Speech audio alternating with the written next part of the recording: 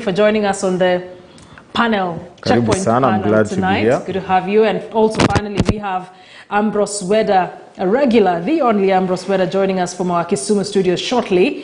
He's an advocate of the High Court as well as political analyst, and Ambrose Weda will be joining us shortly for the conversation. But let's just start it off. I start with something we've just talked about, as ANC party leader Musalia Mudavadi has now revealed that the One Kenya Alliance had already started leaning towards Azimio la Umoja, and hence it was a ship that he needed to bolt out of.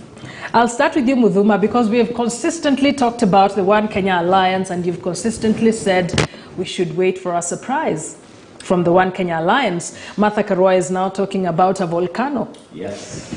Well, thank you, Akisa, and it's always a pleasure joining with you every Sunday in this broadcast. Now, with One Kenya Alliance, and I heard what Mudavadi said, it shouldn't surprise anyone. I have heard also what Martha Karua has said. It should also not come as a shocker. Fact of the matter is, we do not know, what they are planning. And I've told you consistently, I've kept on to this phrase, that the mathematical element provides every candidate or coalition with a winning formula as long as their strategy is right. That is how politics is done. That's how campaigns are sustained. If you're able to click with the people, right strategy, employ what Mwananchi wants to hear. And Kenyans, we are so used to the political razzmatazz. We love it. We enjoy it. That's how you create a winning team. And we've seen it in the past, Akisa. So I think coming to, the few months remaining, we are going to be treated to a lot of wait and see. We have something in store for you. Tutawastua, utastuka. A lot is coming. But I know we'll be talking about where One Kenya Alliance is supposed to move from here. A volcano. What does that look like? Currently, where we are seated, everybody is pushing their boards. Everybody is playing their chess very well, I can say, up to this point. But one thing must remain to be seen is the minute they pick their running mate, I can assure you without fear of contradiction, it will have aligned. The people who want to bolt, they'll bolt. The people who want to be left, they'll be left. And hence, and this is something we mentioned, I think, 3-4 months ago. Once you get to a point where you're choosing your running mate, afterwards, that is where you'll have the make or break it. And I believe that's what's going to happen. In the next 1 month, we're going to be treated to a lot of political circus, where you will. But let's listen to what Mudavadi said before I have you comment on that. He spoke today as One Kenya Alliance was hosted by Martha Karua in Central. Let's take a look at that. When we were engaging with some of the members who were in that hawker wing, we could see that wao walikuwa wanataka kuegemea kwa mradi wa serikali. Na wananchi hawakutaka mradi wa serikali. Wanataka wachague viongozi wao. Take Mudavadi's word on this, that One Kenya Alliance seemingly is leaning towards Azimio la Umoja, and perhaps it happens. What does that mean? Well, I think the truth of the matter is this. Whether people want to run away from it or not, there are only two horses here. And I think what Honorable Mudavadi is trying to do is to rationalize what choice he made. He decided to go with the deputy president, and I think it is just fair enough to say that that's a choice he has made, and he's going to deal with the consequences. So the whole idea of banding words here and there that the other members of the One Kenya Alliance were hell-bent on joining Azimio, and that's why he left, is basically a rationalization of his decision.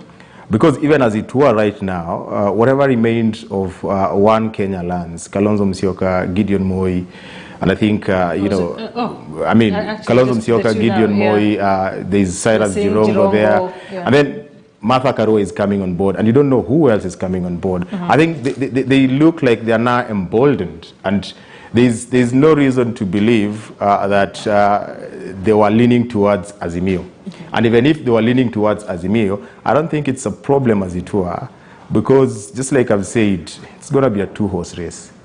Or it has looked like it's going to be a two-horse race. Karua insists there's a formidable force. There's a complication right now, and I think the complication is probably an after aftermath of that storm in a cup of tea that Mudavadi caused, because it was not an earthquake.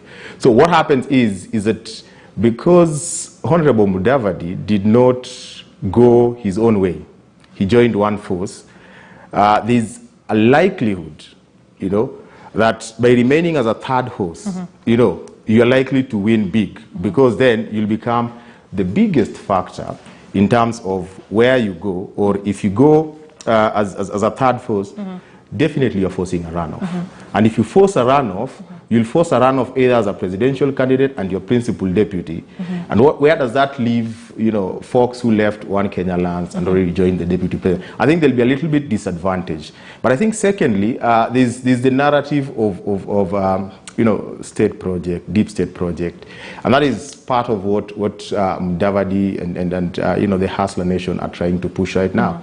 And they would essentially try and coerce the other, principals who remained in Oka to move their direction. And it's basically the reason why they'll keep saying that these guys were hell-bent on taking us to Azimio. Okay. What kind of, from where you sit, Mudhuma, what kind of stakes or clout do the remaining principals of One Kenya Alliance have in the race, as it were, right now? Oh, they have a lot of clout. And if you want me to just identify one, Kalonzo Musyoka has a lot of clout. In fact, I read somewhere, somebody was saying, his cost, his political price has really shot up. The premium that he brings is that he comes with these votes from Eastern. Now, if you look at how NASA was, sorry to take you a little bit back. In 2017, Kalonzo actually brought almost the entire Eastern to the man, to NASA, which means if Azimio is going to need numbers from Eastern, Kalonzo must be the man. Or they must identify somebody who is going to rake in similar numbers like they got in 2017. I heard last week Governor Charity Gilu going and saying, or actually beseeching Honorable Raila Odinga and telling him, you must pick Kalonzo Musyoka as your running mate. Right? Now, Kalonzo has told us in broad daylight many times, he's repeated himself upon. Yes, he has to be mad. That's the language that he used. So if we are really going to take a deep dive into the stakes, it will then tell you that if he continues with that trajectory of him not listening to anyone, and we take the side that our good friend is saying that for him to force a runoff, probably that's what he's thinking. If we are to take that idea, then we will see the man is actually pushing his premium up. And it may happen. He's done it before. Sometimes we talk about these things as if they've not happened. Mudavadi has actually gone all the way to the ballot. The votes that he got, now, if we are talking about the 500,000 votes that Musalia got, they are actually numbers that mean something, and they will mean something come 2022. And that's assuming that haven't gone up or down. Yes. So let nobody cheat you that, Musalia does not bring anything to the table. Whether he brings in 200, 300,000, those are numbers that any presidential candidate will actually covet. So going back to the stakes that they hold, and this one I'm pointing to Man Kalonzo, I think he's realized he may actually be the man to make or break it. And if he actually catches on to that idea, he'll actually have thrown the spanner into the works. That's why we need to be very careful when you say it's a two-horse race. We need to be very careful. One would argue, Esbon, that Raila Odinga has bagged, the fact that Raila Odinga has bagged the three governors in Eastern region has perhaps decreased, if I could use that word, the amount of clout or numbers that Kalonzo Musyoka commands in Eastern region. Would you agree with that? And if that were the case, what is this premium we are talking about that Kalonzo has? No, I think that's very far from the truth. Even the three governors that you're talking about, the only person you can write home about is Governor Charity Ngilu. There are questions about Governor Alfred Mutua and how he won. Governor Kivutha Kibwana had to ditch his political party to win on a wiper. Back then it was ODM Kenya ticket. So that tells you that there is no combination votes without Kalonzo Musyoka. It doesn't matter who you want to create. I don't think it has happened in Eastern Province. And I think Eastern, unlike the Luhya nation, you can actually see from what Kalonzo brought in the last 2 general elections. All the governors were in his political party, majority of the MPs, I think 90% of the MPs, and then the votes he brought. So, you know, you cannot transfer what is happening in Western, where I think there's this sense that it is up for grabs.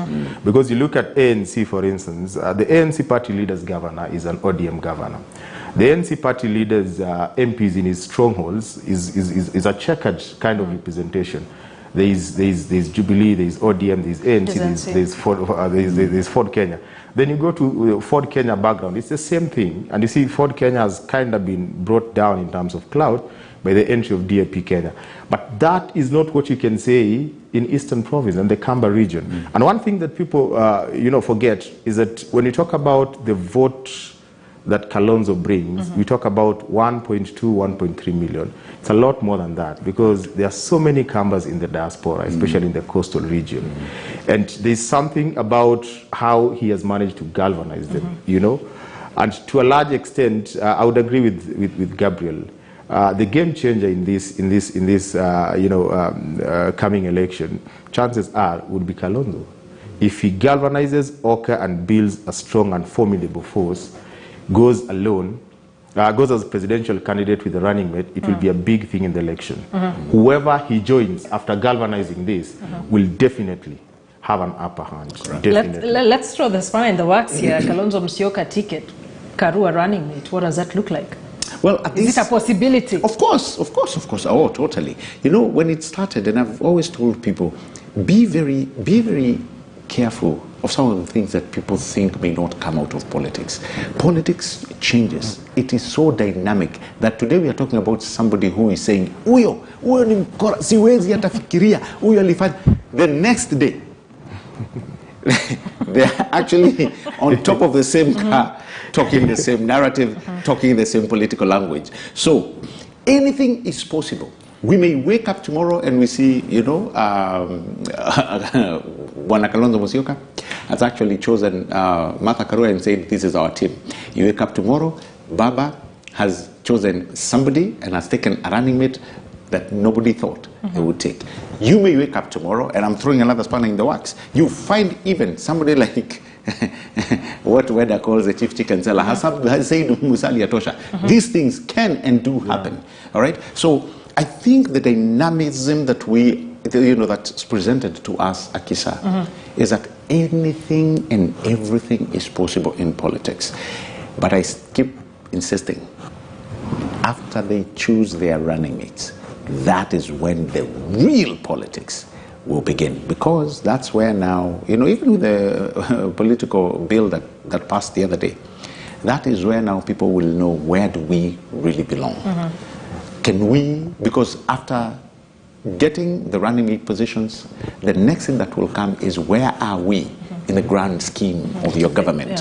Where do we belong? And most importantly, as a takeaway from tonight's show, it will be, who can you trust? Who can you trust? We were talking about that bill. And yes, it is a good thing as far as saying, there's something that can be used in a court of law.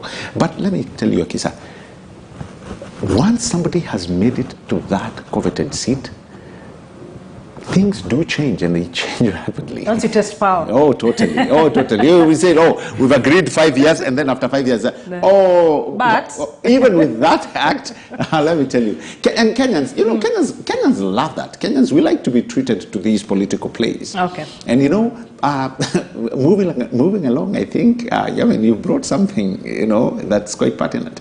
What do we expect to see? And at this point, before they name who their running mates are going to be, we can be treated to anything, Akisa. That's a good point to continue that conversation on the running mates factor. It's a big issue on the political space now, especially for any presidential aspirant worth their salt on our current political space. And the battle then is, which running mate do we get will help us get the numbers? What does the race for the running mates look like? This week we've seen a lot of speculation on who deputy president might pick, especially from central Kenya. There's been a suggestion of Alice Wahome. There's been a suggestion of Ndindi Nyoro, Rigathi Gachagua. The names continue to come out.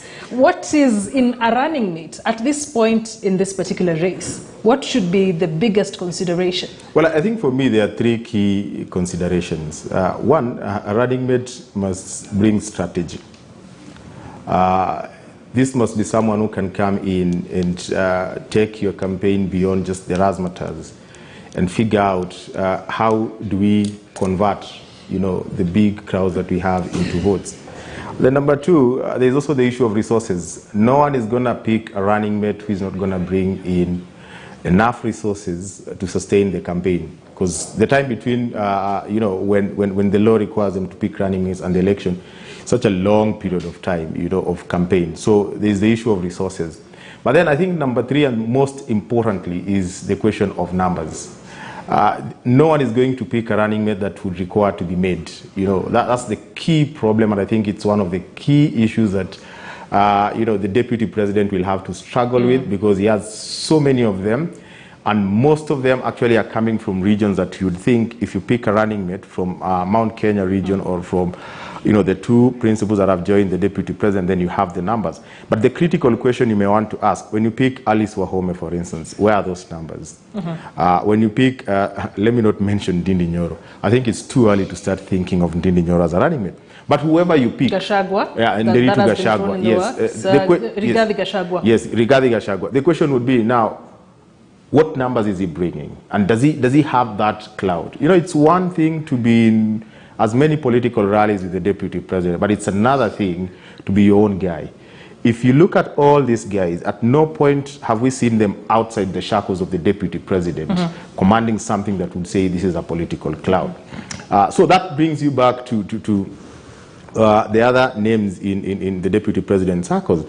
The newest entry, Honorable Musalia Mudavadi. Again, it's the question of what numbers is he bringing, and what would that do then to the lieutenants who've been working with the deputy president, and what then becomes of the Mount Kenya region? What would they say? I don't think that's a big issue, because any presidential candidate can actually work that simultaneous equation, in the sense that I don't think everyone thinks that the deputy president is the whole thing in a presidency. Winning that government is more important. Once you win, I think the stake that you can get in government could even be much better than the deputy president. So than the position of the deputy president. So I think the deputy president can work out that mathematics and have Musalia as his running mate. All right. The question would be, how does this then translate to numbers? He might come with strategy, he might come with resources, but then the question is, how do we get the numbers? I think the same thing with Azimio, Raila Odinga. How do you go about it? You may not necessarily have a Mount Kenya presidential candidate, but then what would you give Mount Kenya for you to have a running mate who Mount Kenya would agree with, but then you give them a sizable number of portfolios in the government? All right. I know Ambrose Weda is with us, so I'll ask you this before we go to Weda and give him some time to articulate some of the issues here. We are seeing the two top aspirants right now in this particular race, Raila Odinga and DP Ruto, are likely facing the mountain for a running mate. If they both end up picking a running mate from central Kenya, what does that look like in terms of the game of numbers, perhaps? The funny thing, I probably, the question I would probably remove from the who is, does it really matter the person or what the community wants? Because we are talking about Mount Kenya. So Mount Kenya is the community. We need any person can make it, can be it. All right? So if that is the case, then we are going to look into other variables. Who is this person? What makeup in matters value, in matters finances? What has he done in the past? All right? We go from there with that. Who are they? Are we going to have a man this time round, or are we going to look to the female, side of things? So I think more than just pointing Mount Kenya, I think there are so many other variables, Akisa, that matter this time round. And the reason why I'm saying it matters this time round, it is not that, Mount Kenya is sitting and asking or saying, we must get it. What if they don't get it?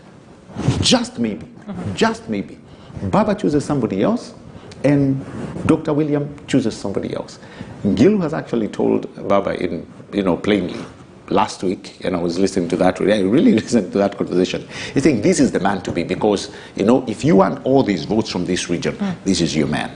All right? So what if Mount Kenya is left out of the equation? I know it's hard to fathom. I know it's hard to listen, but there is actually a possibility. What should they get then? And that is why I'm running away from individualizing. We need to ask this community, what must they get? Don't forget, it is actually a very rich, a very vote-rich region. What do you bring? Now, we've learned something. We are talking, what must the deputy president be? No, at this time we need to ask, what must the deputy president not be? Which is what? And then this is where you bring them a very big hard copy of the 48 laws of power. Boom. Because we've seen, we have seen that if all your ducks are not swimming in a row, then that position does not really carry a lot of weight. And that is why I think, more than anything, it's what will this region gain?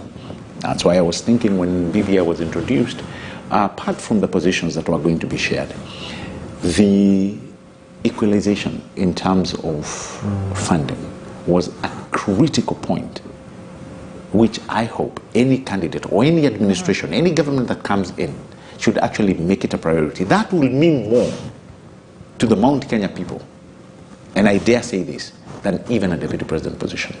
It will mean more. Because here you're bringing fairness to this region that gives a lot. All right? They'll be able to sort most of their infrastructure deficit. They'll be able to do more if they are well aligned with their regional politics. And this I'm talking to the governors, the MPs and the MCAs. If they align properly, if they have quality leaders, they do not need to get that position. But having said that, I know most of the time we don't see things through that lens. Most of the time we tend to see things political. But I would sometimes love this region, this great region, to take a chill pill and say, what if? And guess what, Akisa? There is a possibility. Let's hear what Weda has to say about that. Ambrose Weda joining us from our Kisumu studios. My apology is that we have encountered some challenges, hence you joining us late. But it's good to have you on the show, Ambrose Weda. I'm going to give you a considerable amount of time to converse a number of the issues that we've talked about. And he will be joining us shortly. It looks like it's not a very good day with the Kisumu connection today, but Ambrose Weda will be joining us shortly to just talk about that. Then, Muduma, when you say that, and I think I'll start with you, when Muduma says that the big question right now should be, what should the deputy be, as opposed to what should the deputy president look like? Are we taking lessons from the last 5 years in this country? Well, I think even if we take lessons, it's academic. No one is going to say that because of the experiences that we've had, I need a deputy president who meets this, set of criteria. Simply because I don't need this, that didn't work, this, that didn't work. Because essentially what you're talking about here is clout. That the clout that the deputy president, the current deputy president that we have right now had running into the 2013 general election was the clout of a presidential candidate. And, the way they ran the government in the first 5 years of the Jubilee government was like a co-presidency kind of thing, And people would want to run away from that because of what it did in the second term of the Jubilee government. But if you run away from that, then it means you're picking someone with a lesser clout. And if you pick someone with a lesser clout, then it means chances of winning power are also diminished. So it's essentially academic. People would still look for a deputy president who is as workaholic as the current deputy president, a deputy president who can pull masses, who has the gift of the gab and is a strategist and works hard. And for you to get that kind of a person, and even when Gabriel is talking about if it is a region, Mount Kenya region, it is Mount Kenya region to now make a case that this is the guy who is going to represent us. They're not going to pick someone who is absolutely different from what we have in the current deputy president. They'll pick someone who has the stature to run a presidential campaign and bring some sort of political clout. And that is something we live with. And that's why sometimes it is important to look at what is the nature of our politics. How do we mobilize? And then if there are things we cannot sort because of just who we are, how do we enforce them? And that's where, things like, the political parties Amendment Act 2021 come in, that then you need to put a legal framework that you can then enforce on how certain things, can be handled much better. That one has not been touched as yet, and I don't think anyone would run away from, a deputy president or a running mate who is bringing exactly the same thing that the deputy president brought. Let's bring in Ambrose Weda on this. I hope that connection remains as is. Ambrose Weda, thank you for joining us on the show. He's joining us from our Kisumu studios, and we are talking about the running mates factors that serious presidential aspirants or anyone really has to contend with at this point on what kind of running mate to bring on board. Let's begin from there, from that point of just who would be a perfect running mate, and is there a perfect running mate out there anywhere for any of these candidates? Thank you so much, Kisha Wandera, for having me. May I greet fellow Kenyans this evening. Now, let's go straight to the running mate. There are 4 considerations if you are going to look for a good running mate. Consideration number 1 is somebody, a lady or a man, who can be president day one. You are able, you have the ability, the knowledge, the experience to be president of the Republic of Kenya day one, should the president resign or quit or pass on. You've seen what happened in Tanzania. So anybody considering a running mate, if he loves Kenya, should take that as consideration number 1. Number 2, they will have to consider somebody who has a vote basket. How that position will attract votes to the coalition in which you are being appointed. That is why nobody is considering a running mate from Luoland, nobody is considering a running mate from Kalenjin, because those basically are locked. Number 3, you'll also consider somebody who will come with some amount of resources, silver and gold, feather. They'll be able to inject into the campaign substantial amount of money, or their friends or their supporters can be able to inject money. Number 4, you look at a targeted interest of the community where somebody comes from. So that you look at, if you take this analysis, you will find that in the absence of a candidate from the Kikuyu nation, from the Meru nation, from the Embu nation, then it would be more advisable for a presidential candidate to look at a running mate from Gema community. If you attract that avalanche of votes and you add with your votes, chances are that such a candidate will do fairly well. Now, taking into account that, I therefore would say that if you look at the footsteps of Honorable William Samoei Ruto, if you look at the footsteps of Honorable Raila Amolo Odinga, you can clearly see that they are inclined to getting a running mate from Mount Kenya. Notwithstanding the fact that the Kikuyu nation has been in power for consecutively now for many years. Many they have just divided between the Kalenjins and the Kikuyus. So if one is to win, then all those other risks will be put aside and somebody would look for a candidate. That therefore rules out my brother Musalia Mudavadi as a possible running mate for Ruto. If Honorable Ruto was to do that, the chief chicken seller was to do that, then he would greatly disappoint one of the strong bases he has, which is Mount Kenya. And I really don't think that they are joining together has the running mate possibility. I think they are sharing government. The way President Uhuru shared government with the deputy, they said 50-50. This one, they may share 30%, 30%, 30%, are waiting for the next coalition partner.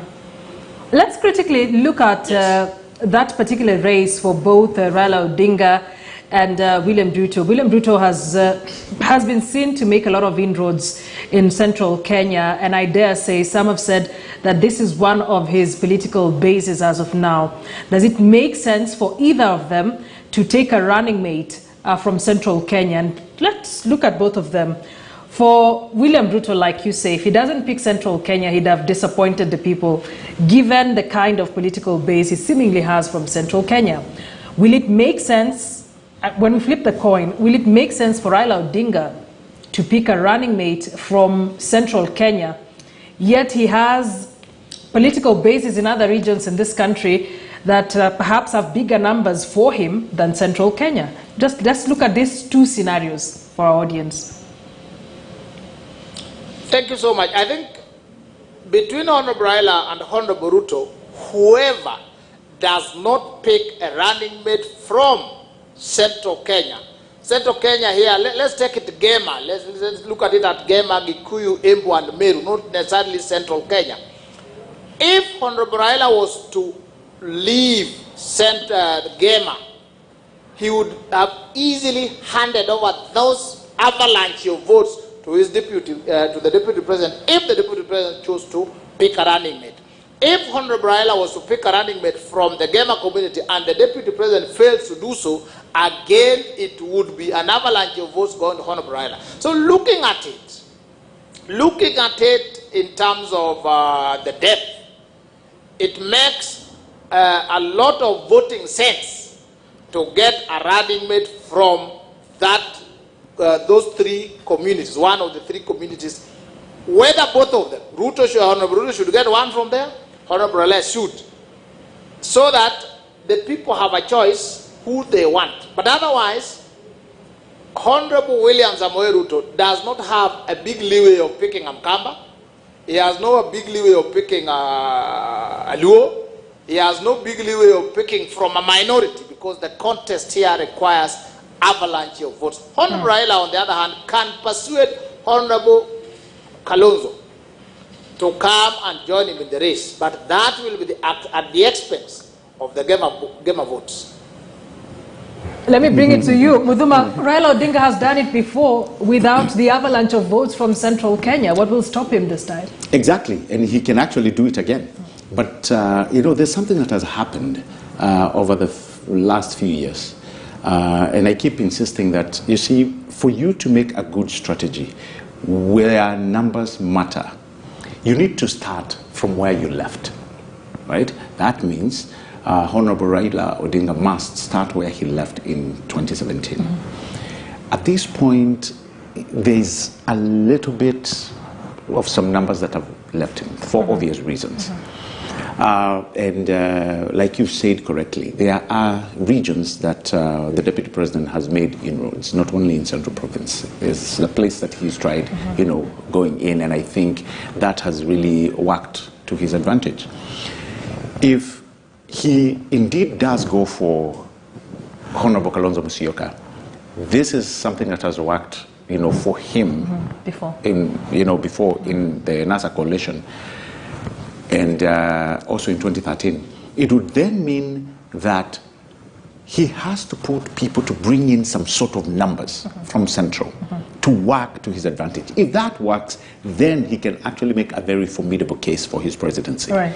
And there he would really not need a lot of numbers from Central, only that he would put in, like the governors that are, who are working for him, and the people who we are told he's put in machinery. If he drives a good team in central Kenya to just get numbers from various pockets within the Gema region, that may actually put him in a good position. And, he may actually have, his sights very close to the presidency.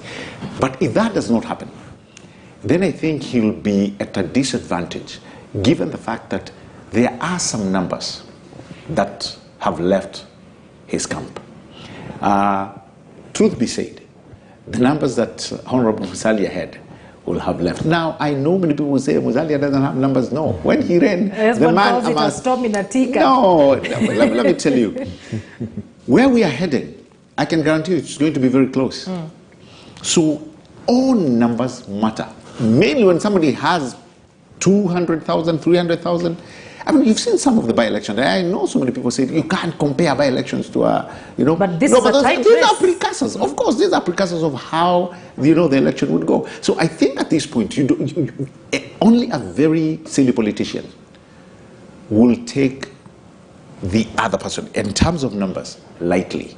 You need to have your paws on the ground to ensure that you cover as much ground as possible. And that's not only it. I am glad that now people have actually, many politicians have made it a habit of ensuring that people come out to register, number one. They must come up with a strategy to ensure that these people come out and vote. And that is now where Central Kenya matters. Right. That's why they're saying if you pick one person from that particular region, you're also giving them a reason to come out and vote. Failure to which they may think they don't have a skin in the game. And at this point, for Mount Kenya, just to mention Mount Kenya in particular, you need to have or to put in so much on the ground to make sure that people wake up, they come out, and they vote. You must give them that reason for them to know they have a skin in the game. Husband, I wonder though that if Raila Odinga chooses to go the Mount Kenya way, will it be at the expense of regions that have supported him for a very long time? And is he likely to, will his support likely dwindle as a result of that choice? Well, I think both of them are in very precarious positions. And I like what Wed alluded to, that they both don't have to, simply because that conversation of having a running mate and having a partner in government transcends just the person who chooses a running mate, because there is another conversation on what stake of government are you giving. And I think having said that, you realize that Raila probably, because he has support from different parts of this country, has that luxury of working smart and ensuring that from all the regions that he has support, he retains what he already has. And I think for me, where I see it, that is the strategy that he should be thinking of. Having lost Musalia Mudavadi and Senator Moses Wetangula, and I agree with Muduma, it's such a massive loss. Whether they had 500,000 votes, 1 million or no votes at all, in the minds of Kenyans, there is that perception that the formidable Raila of 2017 has lost two key people. That perception in itself can fail to galvanize even the support base that Raila has. People can resign and say, if we were this powerful in 2017 and we've lost this, why would I want to register as a voter? Why would I want to vote? We are already on a losing position. So that tells you that I think it is Raila who has a bigger reason not to go with Mount Kenya. Because if he loses Kalonzo, I think it will be too much of a dent on his candidature. So the one person he has to work extra hard to retain, and he can only retain him as a running mate, is Kalonzo Musyoka. Once he does that, then there's a conversation that what we want is to form the next government. We are not looking at who is in what position. And in forming the next government, how do I have a conversation with this region called Mount Kenya? And here again, Raila has an advantage because he has a conversation with the community. The deputy president, on the other hand, seems to be the owner of that community because that is the way he carries himself.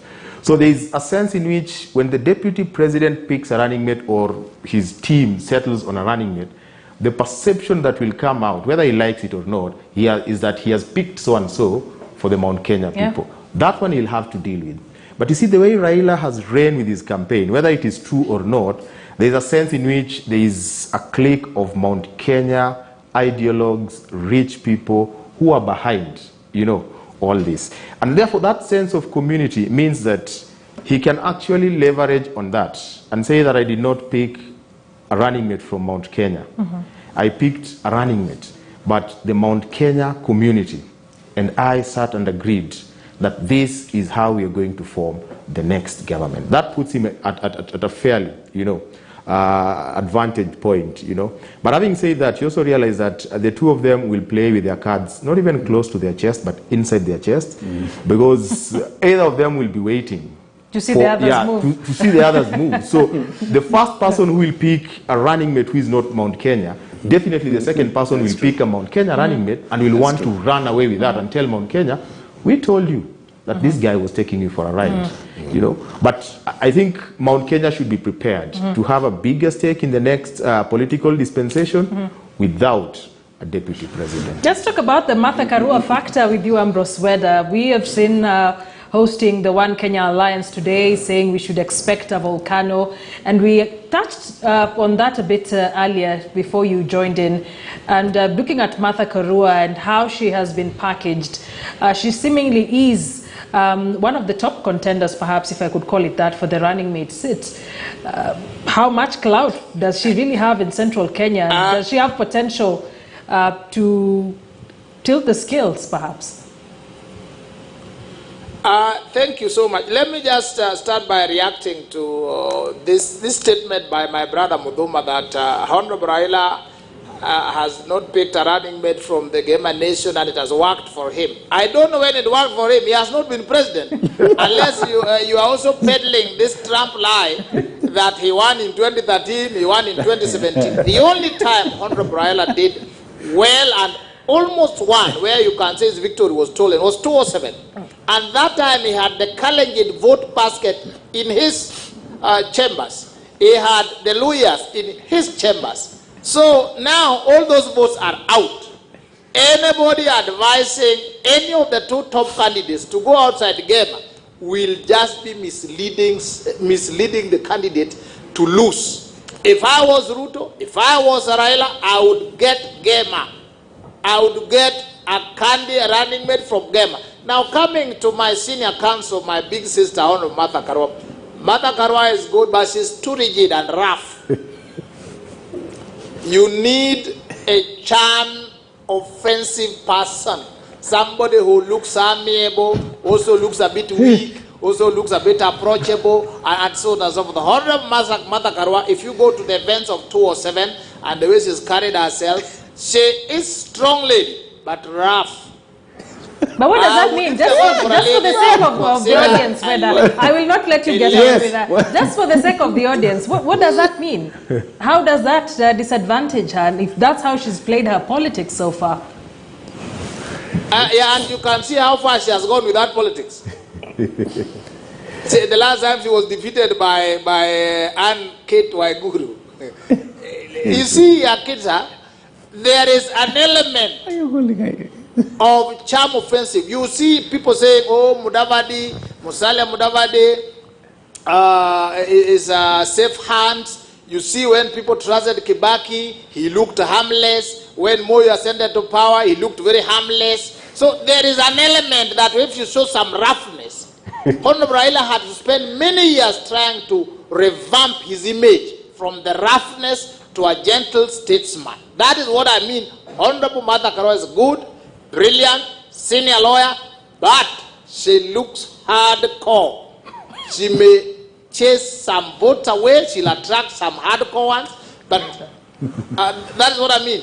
I'm not saying she's bad, I'm saying she is. Okay, fair enough. In 2007, if you look at the events of 2007 that brought violence, play those clips and you'll see what I mean by hard. Well, let you react. I think do you agree with that statement? Totally no. No. There are some things Weda has said, but half of the time I don't agree. I think what he's trying to say, but he's using very colloquial words, is that she has just a strong personality. She has a very deep, core, strong, not only personality, but I think she has a set of values that probably people don't like. But I wouldn't say, I wouldn't use the language that Weda is using. When you have strong principles, really, people sometimes find you like. But is it unfortunate that our politics cannot accommodate? No. She has been. First of all, she has been a minister for justice. Did very well. She's a former MP for Geshogo. Did very well. She has a very good track record. I think when it comes to the person of Honorable Martha Karua, it depends where you want to use her politically. Seriously speaking, it worked very well for Kibaki, right? And I think it's not somebody that you can just hide or politically throw under a fluffy rag of say forget her.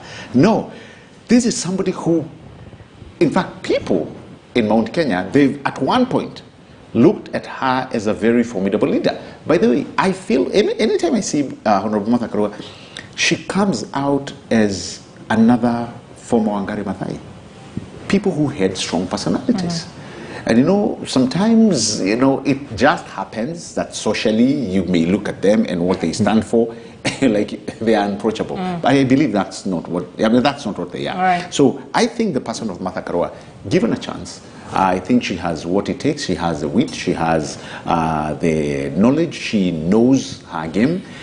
But sometimes she's not well politically aligned. That's all I would say. If she was in Jubilee, really give it to her. If she was in Jubilee in 2017, should have carried the day. Yeah, I think that's the thing. That's the thing that you know, as a running mate should probably be representing Mount Kenya. And then you have to go back and ask yourself, has she been consistently part of the Mount Kenya political conversations? So what she did in 2013, I think there are people who still feel like there was a time we had one of our own who needed you and you're not with him. True. And it's the same thing that happened in 2017, but she later on came back to the fold. But I think I wouldn't go Weda's way, but Weda has probably made a point that so many people think but cannot say it out loud. Yes, but cannot say it out loudly. I actually saw a post, someone asking, the question is whether a presidential candidate would choose Martha Karua as a running mate. The question is, if Martha Karua was the presidential candidate, would she choose Martha Karua? You know, and I think you would be thinking now there is this conflicting personality and all that, and strong personality and all that. But I think at the end of the day, it's a question of, if you choose Martha Karua, where are the votes? I don't think there are any votes. At all? None. Unless you choose Martha Karua and you create Martha Karua. You know. Can you really create Martha Karua? And you see, that's the issue. That's the issue. You know, Raila Odinga picked Musalia Mudavadi in 2004 thereabout, after he had been trounced by Moses Akaranga. You know. And he made Musalia Mudavadi big by making him a principal first. And then he came up with that thing called the summit, you know. So it was very easy after building Mudavadi for some time and making him a regional kingpin. And he had so many of them. He had Mudavadi, he had Ruto, he had Kalonzo, and all that. So what he did, he formed, you know, a cloud around a politician over time and made him his running mate. You see. So even the fact that Mudavadi lost in 2002 has never occurred to so many people, because after 2002, he rose, you know, as a regional kingpin. Right. But I think there is no time to do that for Martha Karua. I mean, it would be a tall investment to try and create that, you know, and hope that you can have a winning force. For a third force, I think it's possible. All right. A disruptive third force. A disruptive third force. Of course. We don't have too much time left, and since you didn't comment on the One Kenya Alliance, we started with that. Just looking at what they're doing right now, saying that they're more stronger than Mudavadi left, them being hosted by Martha Karua today, Ambrose Weda. What options are there as where we are now? What options are there for One Kenya Alliance? And just how strong are they with the Gideon Moi and Kalonzo Musyoka? And I'm now seeing perhaps Martha Karua, Cyrus Jirongo. Just how much political clout do they carry as a likely alliance? Akisha, Cyrus Jirongo may be coming from your region, but any political formation that makes Jirongo a big factor just takes away the life in the whole of it. It doesn't have the character, it doesn't have the sorry to say not the character, it doesn't have the name, he has a lot of baggage, so that when you want to front him that is a possible president of Kenya, you are actually laughing at Kenyans. Honorable Musalia Mudavadi having left, I think Oka may have to consider joining either William Ruto or Honorable Raila Odinga. This game they are going around with, they are doing it. Soon it will be Honorable Sir Dr. Gideon Moi. I can see him joining where the President Uhuru is. And once he leaves, only Honorable Kalonzo will remain. And who is formidable there? Honorable Kalonzo. And pressure should continue from the Raila side. If they were to remain viable, they need Kalonzo on their side. So looking at Oka, I think they will be on the auction table. Which one, whether the leg goes to Asimio and the neck goes to the hustlers, but the chopping table, there have been Oka is on the chopping table. But Mudhuma seems to believe, and I think both Mudhuma and Esbonia seem to believe that perhaps Disruptive third forces in the offing, that we should not write them out this early. Akisha, this disruptive third force, after Mudavadi has left, and you only have the other person who is a factor is Honorable Kalonzo Musyoka. Unless he insists on going to the ballot, in which event he will take his votes away from Honorable Raila. Honorable Gideon, if he insists to continue, his votes will go to William Samoei Arap Ruto. So he either joins Mheshimiwa Ruto or he joins Honorable Raila. I don't see a formidable third force. If you talk to Kenyans in the streets, they are not interested in a third force. They want these two horses to fight it out. So they want people, some people should fold up quickly, join in a bold manner the way the son of Mululu did. Otherwise, they'll just cause unnecessary rerun, which is costly and not good for our economy. But what if some people want an alternative? Yes. What if some Kenyans are interested in an alternative? We cannot brush that away. Abduba Dida will run, there will be fringe candidates. They can vote for those ones. You know, Akisa, one thing that probably Ambrose needs to be aware of is, you know, you can come up with a third force after looking at the two formidable forces. That when these two formidable forces pick their running mates, what is likely to happen? Correct. Some spillover, fallout, disenfranchisement, and all that. And they'll have to land somewhere. So if you're bold enough, bold like President Mwai Kibaki, Omalo Kijana, and Giluwa, they decided from the word go, we are going to form a force. It doesn't matter whether Raila teams up with Moi and whatever. But if we go all the way, in case of anything, we'll be the beneficiary. They benefited and Kibaki won. It's the same way, a third force may not necessarily win. And just like I'm saying, it may disrupt the entire dynamic, and we'll have an election that will lead us to a runoff. And from the runoff now, they'll have a bigger negotiating base. And they can easily pull that. You can't rule out that. For as long as Kalonzo Musyoka is outside there, you know, the Mount Kenya caucus is still outside there, and none of these two, you know, key forces have picked their running mates, you can't rule out the possibility of a third force. Right. And actually, that's what I'm saying. And I'm glad, you know, Hezbollah has actually alluded to it once again. First of all, there's this issue of optics, you know, and it works. Most of it really works. Perception is, in fact, in this country, you can sell perception only. And when you get to the other side, you find, wow, voila, here it is. How the NAC of 2002 was created, it can actually be recreated again. And he's actually alluded to it, which is quite pertinent. The fact that we still do not know how things will go after the selection of the running mates may actually make other people say, you know what, I'm done with those two, you know, formidable forces you're calling about, those two horses you're calling. I would rather be on this side. So these are things that have happened before and can happen again. The other thing that we need to actually bring to play is that we are dealing with two people who've gone all the way to the ballot. All right? Kalonzo has done it, and when he did, his premium skyrocketed, went high. As a matter of fact, people have actually credited him with stabilizing Kenya, you remember, in parliament to an extent. Yes. Martha Karua has done it also herself. We saw that in 2013. So we are not talking about, you know, contrary to what Weda is saying, they need to. No. They've done it before, and guess what, Akisa? They can definitely do it again. Right, let's get the closing remarks. Looking at the status of the race, leaders are still making a lot of forays in whichever regions to just try and solidify their political bases. Where are we? It's getting, first of all, it's getting dirty. Now you've seen simultaneous, you know, campaigns happening. There was one with One Kenya Alliance, which was which happened yesterday, I think.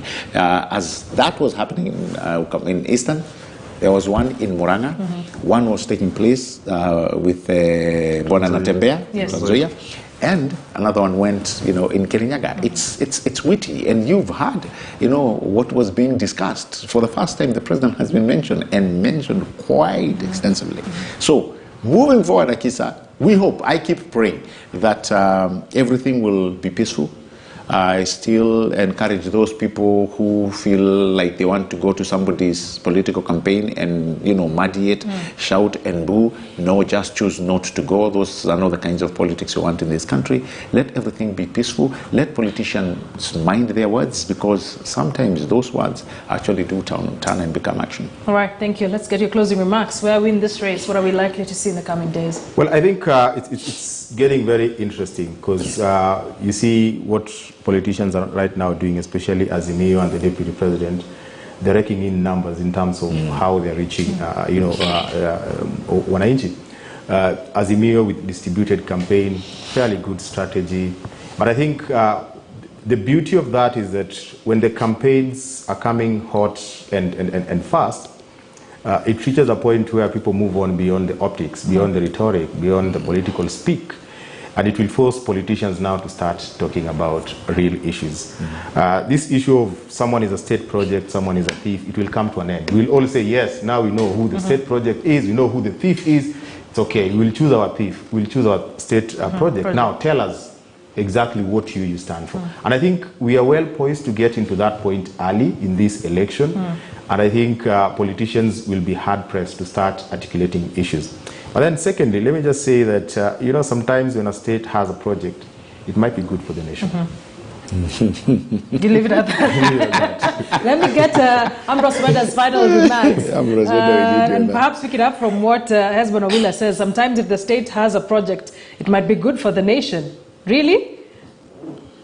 Thank you. Let me say this, Akisha.